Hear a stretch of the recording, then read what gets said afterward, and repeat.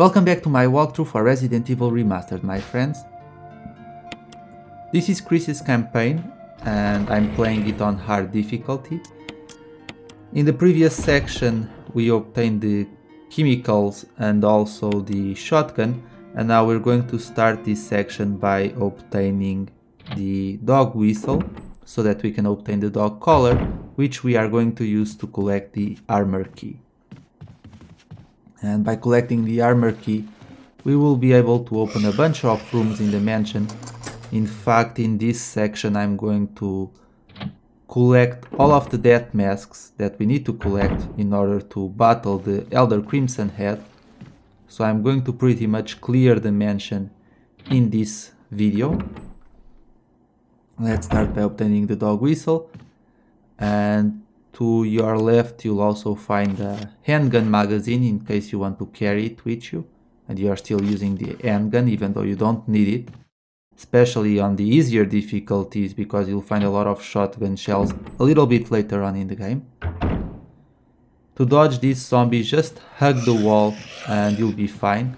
And this zombie, I'm probably going to kill him a little bit later on, but I'll save that for later because there was no point in me killing him right now since he was clearly out of my way, but I will shoot him down later, most likely. Very important in this section, if you didn't watch the previous part of my walkthrough, I pushed the statue with the blue gemstone on it to the ground. If you haven't done that yet, then push it now. Yes, the statue will be broken on the floor once you get back to the mansion.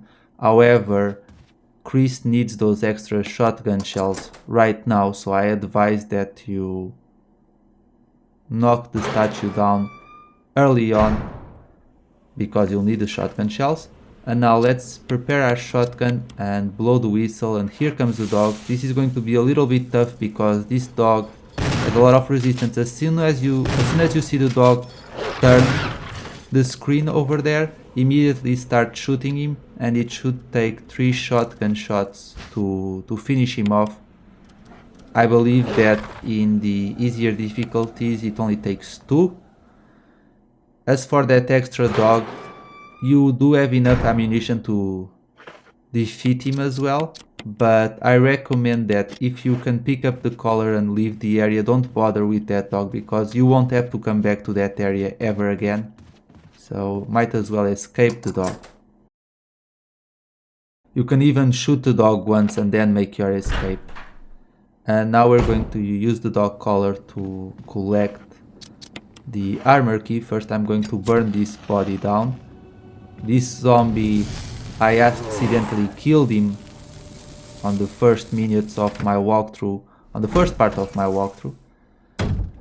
And that's why I'm burning him down, because I'll be passing through this area much later on in the game and that guy will turn into a Crimson Head, and I want to avoid that because there's already going to be a Crimson Head in this room, which you just saw getting out.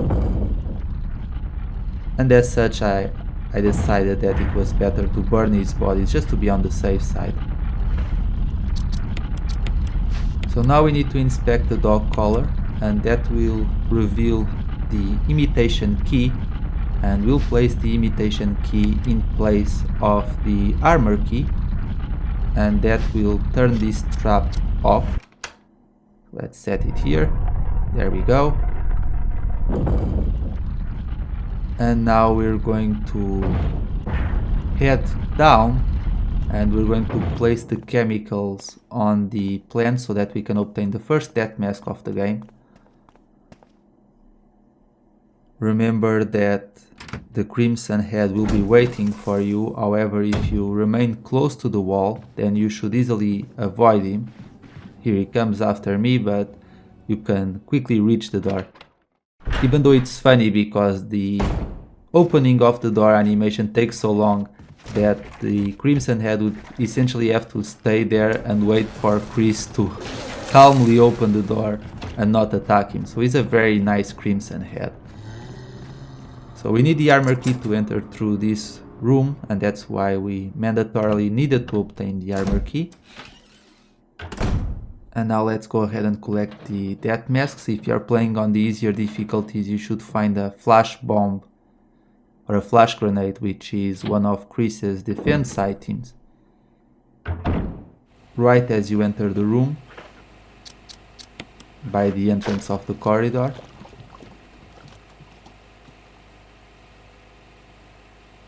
Unfortunately, that's not the case with our difficulty, but we don't need it. And now just turn the lever to the red side, and that will kill off the plants. As you can see, this room has plenty of green herbs, so if you're in a tough situation, you might want to consider coming to this room to collect a few health items. Since this is a no damage run, I'm not going to bother to pick them up.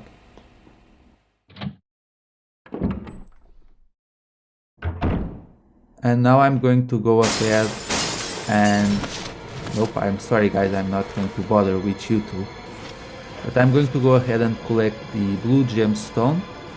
And I'm going to place it in the tiger statue so that I can obtain a few shotgun shells. And after that we're going to the keeper's room so that we can collect another old key.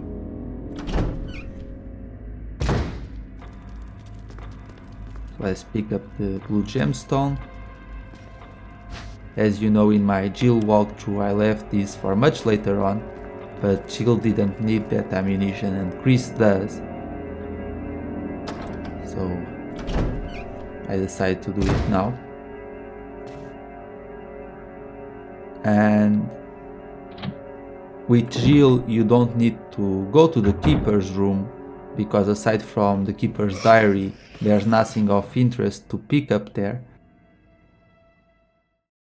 For Jill at least. I mean, there's a battery pack for the stun weapon, but you really don't need it. But with Chris, however, we mandatorily need to go into the room so that we can collect another old key. Pick up the shotgun shells and we should be good now for the Elder Crimson Head battle. Like I said, we should need between 6 to 7 shots to finish him off. And no matter the difficulty that you're playing on, I don't think that the boss's health changes, so you'll need to use precisely the same amount of ammo on hard difficulty that you would need to use on normal difficulty to take down the bosses. However, the zombies do have a little bit more health. If you want, you can burn that body that was on the floor so that it's easier for you to escape. And now we're going to approach the closet. And there we go, keep her in the closet. That didn't last long. And the other body gets up, but as you see, he's running against the bed, giving you more than enough time to leave the room without him being able to attack you. However, like I said, you have a little bit of kerosene left, so you can burn his body if you decide to do so. I am going to save my fuel for another zombie a little bit further on, which I predict will give me a few problems, so I might as well burn him. And now what we're going to do is use the armor key to reach the area where Richard is. So this is the fastest route. Just go up the steps.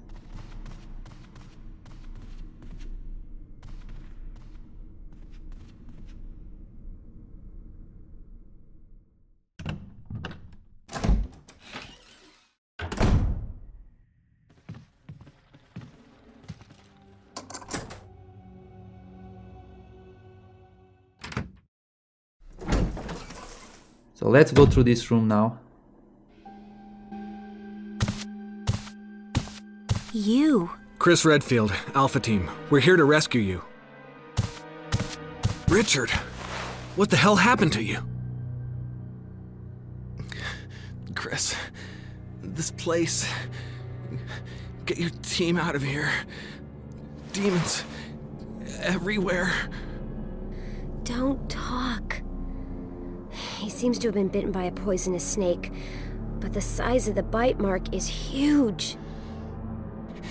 It's not just any ordinary snake. Take my word for it. He needs serum. I left it in another room. I'll go get it. Please hurry. Hold on. I'll be back.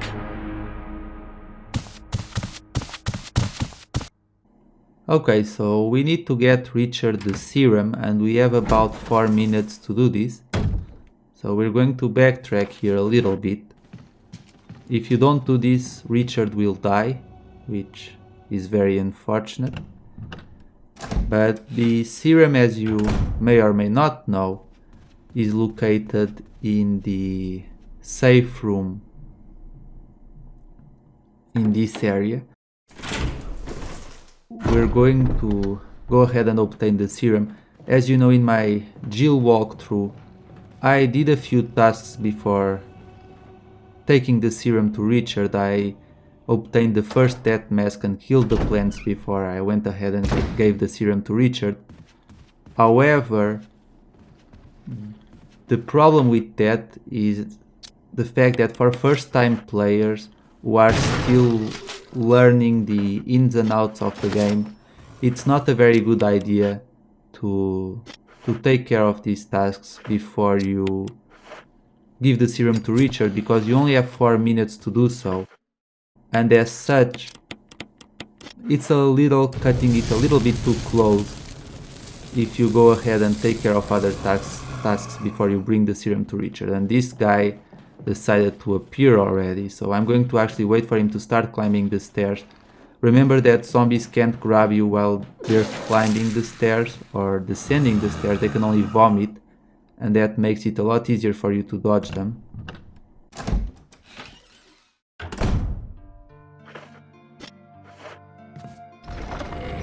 But yeah, here I'm going to give the serum to Richard right away, and I advise that you do the same. Even if you're going for a speedrun of the game, you have plenty of time to do this.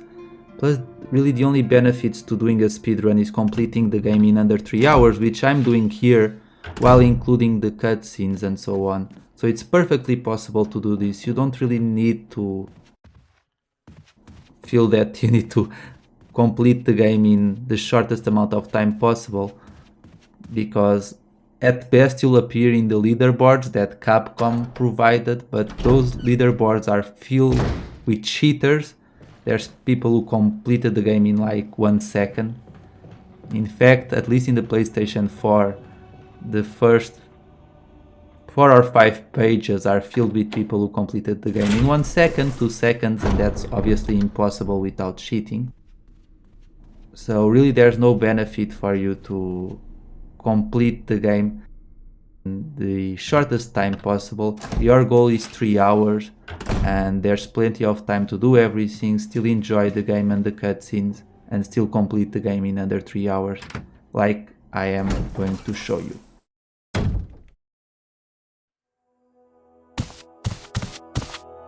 Hope this is what you wanted. Thank you. I'm gonna give you a shot now, Richard. Hang in there. Here. Take it. It's a radio. Take care of yourself, Rebecca. Richard!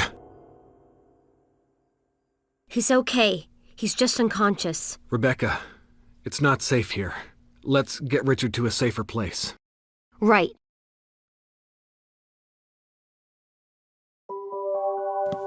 Richard's doing well, Chris. He should recover soon. Good. Richard needs you now. As soon as Richard gets better, we'll come after you. Rebecca, you okay with a gun? Yes. All right. I'm going to continue my investigation. Be careful. Okay? Okay, so here we go once again. What we're going to do now is obtain the musical notes, and we'll need to backtrack back to where Richard and Rebecca were. So we're going to go there now, And I'm also going to use the armor key to unlock the door that leads us to Forest, just so that I can collect a dagger. Because Forest doesn't have anything else for me, unfortunately. The game is a lot more generous with shield, there's no doubt about it. Another thing that I forgot to mention earlier on, you saw me shoot a zombie and then burn his body. You see, the reason why I did that is due to the fact that usually that zombie's head doesn't explode when I point up and shoot him. And as such, that means that he will turn into a crimson head later on. And since that corridor is an area that I'm going to be passing through a lot, I felt that it would be a better idea to burn its body, and that way I'll be safe to move on along and not have to worry about him turning into a crimson head later on. And we're totally going to ignore Forest because, well, Chris and Forest never got along really. They actually had a rivalry.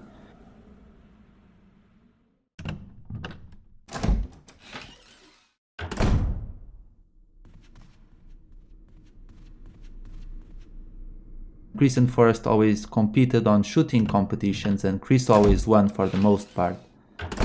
So I don't think that Chris is super sad that Forest died, but well, we kind of decided to ignore his body, so it doesn't even matter.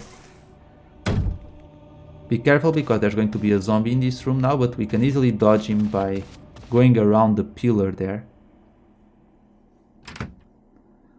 And now there's a zombie here that I recommend that you shoot.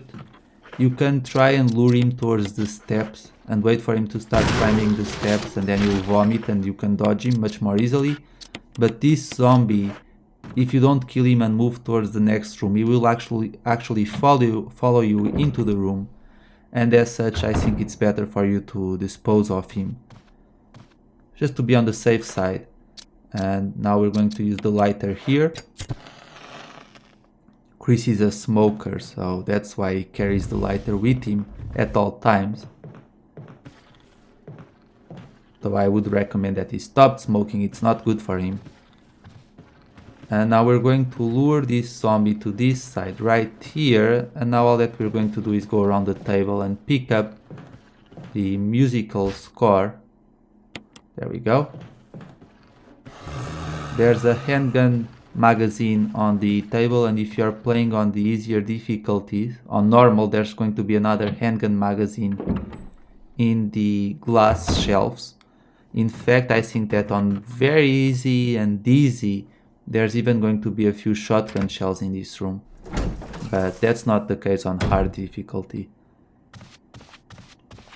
So we're going to dodge this zombie right now, and now we're going to head back towards the main hall, and from the main hall we're going to head to the dining room, and we're going to combine the musical notes with the musical score, and then we're going to watch Chris attempt to play the piano, which something tells me that he doesn't know how to play the piano.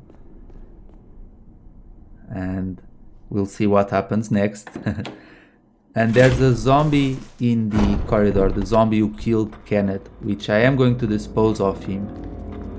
And I'm not going to worry about burning him because there's really no point.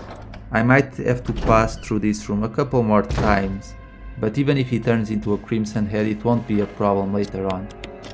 And the reason why I'm going to shoot him, even though with shields walkthrough I always dodged him, is due to the fact that I feel that this zombie is more aggressive on hard difficulty, and he starts moving earlier on, and as such I feel that it's a little bit harder for you to dodge him when he's moving directly at you, and that's why I decided to finish him off.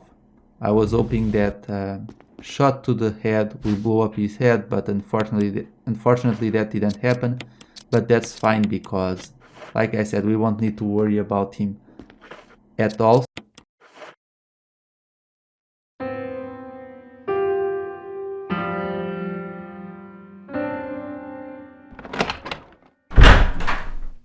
It's me, Chris. Rebecca. That sounded like Moonlight Sonata. Can you play?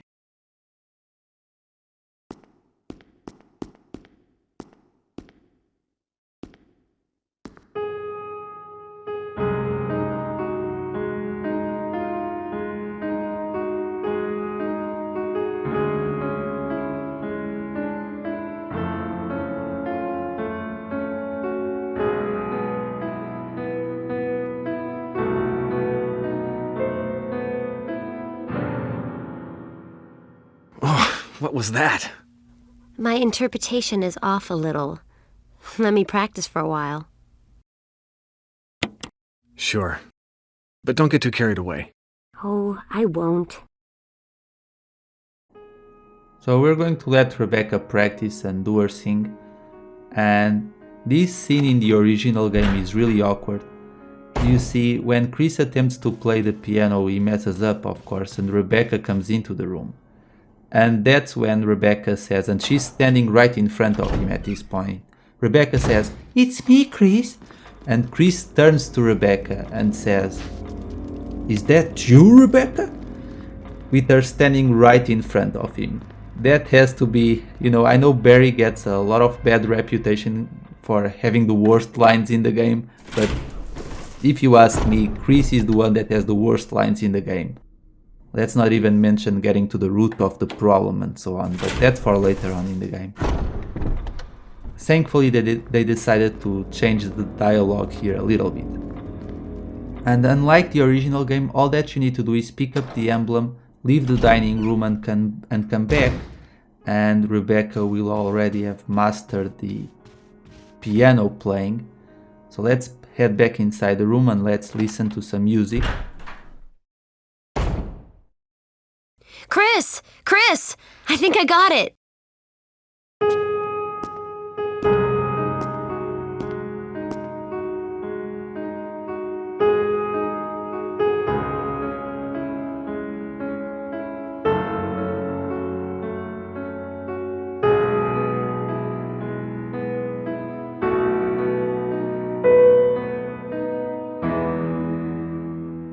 Practice makes perfect. What's this?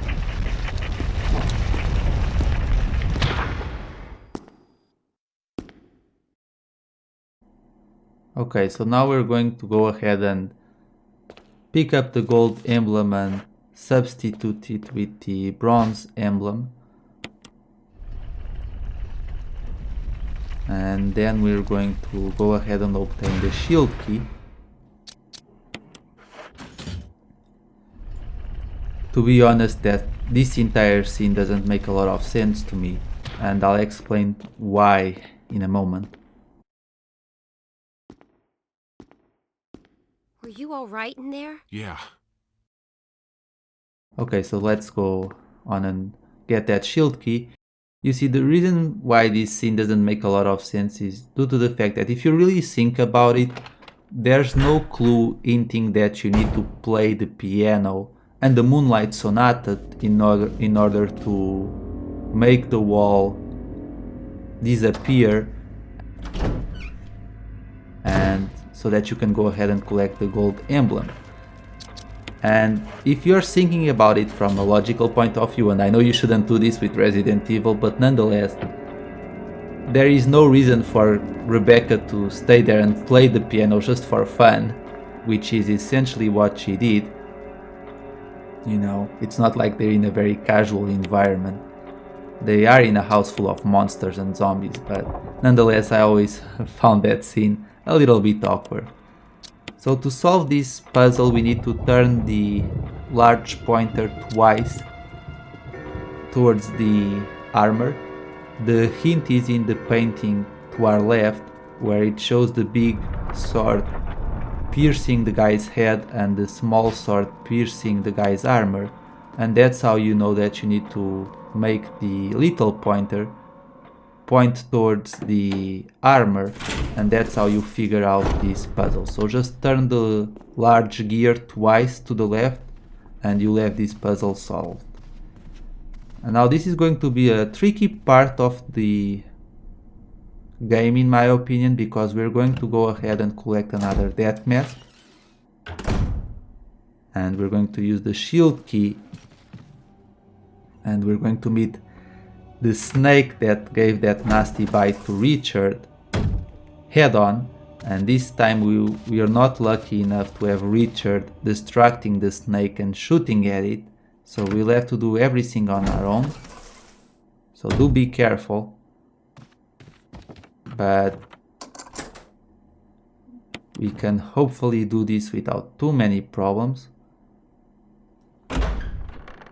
Let's just head through the door. And here we go.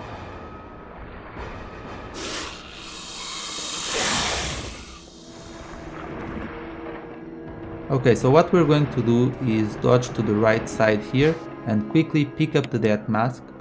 And now we're going around this pillar, and by doing this we can easily escape the snake. So bye, see you later, Jon. Yes, you are going to die in this game as well, but even though you didn't kill Richard here, so maybe there's no reason for me to avenge anyone, but nonetheless, the Jon has to go down.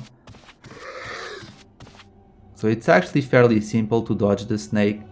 In my original, when I made a walkthrough for the original Resident Evil, the very first walkthrough on my channel, I actually got pinned down in between the wall and the snake's body with Chris, and I took a good like 5 bites from the snake. I had my health in danger. One more bite would have done me in, yet somehow I managed to escape in the last second and run away, which that's why I have a little bit of a feud going on with the Jon. You see, I'll never forget that moment where the Jon took so many bites at me and I was stuck in between the wall. It's available on my channel if you want to check it out. I did mess up that fight, but that's why it always makes me a little bit happy to dispose of the Jon. In the remake, in fact, I think the battle with Jon is a lot easier on the remake. So let's pick up the jewelry box. You need to push the armors in the correct order, just like I did. So top right, then bottom left, and then bottom right, and that solves the puzzle. And now we can get out of here. If you're wondering what that piece of food on the table is, you can collect it, and if you set it up on the fireplace of the second floor, which is right down this corridor, and you use your lighter, you'll be able to obtain the second floor map. Now you might be wondering why I'm going through here. The reason why I'm doing that is because I want to dispose of the armor key, and there's only one more door left for me to open. And don't tell me this guy came back to haunt me, really? I guess I'll have to use a flash bomb. I almost made it towards the door. You bastard, making me waste a flash grenade. That's really annoying. But nonetheless, I guess it's better to be safe than sorry. I should have taken care of that. Actually, no, I shouldn't have taken care of that guy. I really thought that I would be able to open the door and then leave before he came through the door. That didn't happen. And, well, he's alive still. But, like I said, the most important thing was for me to dispose of the armor key, because Chris has only such a few amount of slots that I need to dispose of as many items as I can, so that I can carry all the death masks and take care of the Elder Crimson Head. So Wesker left a little bit of ammunition for us in the back room. He literally left a handgun magazine and a first aid spray. Barry is a lot more generous than Wesker, I can tell you that for sure. But nonetheless, I guess, thanks but no thanks, Wesker, because I don't need that handgun magazine. In fact, even if I used it, it probably wouldn't last all that long, since it takes so many shots to take a zombie down with the handgun. And now let's go. After we pick up the small key, we're going to head towards this door. We're going to use one of the old keys to open the door, and we're going to solve another puzzle. You remember how this one goes. We're going to pick up the fish hook from the wall, and now we're going to collect the lure of a bee and combine it with the fish hook.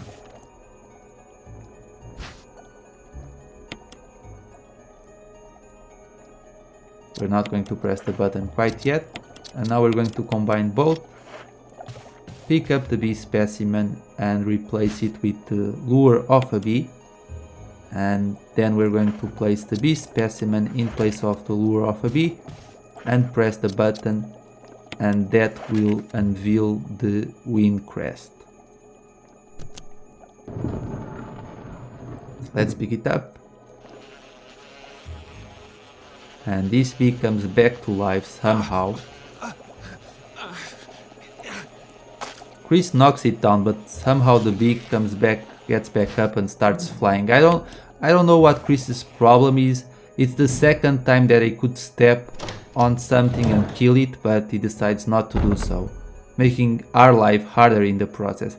Let's keep in mind that that zombie that I had to use the flash grenade against wouldn't have walked through the room if Chris had stepped on its head when he got out of the bathtub, and that's the same zombie actually, so, but oh well. No point in complaining, and that's going to conclude this section of the game. The mansion is cleared for now, my friends, and in the next part we're going to take care of the Elder Crimson Head. So thank you so much for watching, thank you for all the likes and comments, I really appreciate it, and I'll see you all later for part number 3. Take care, my friends.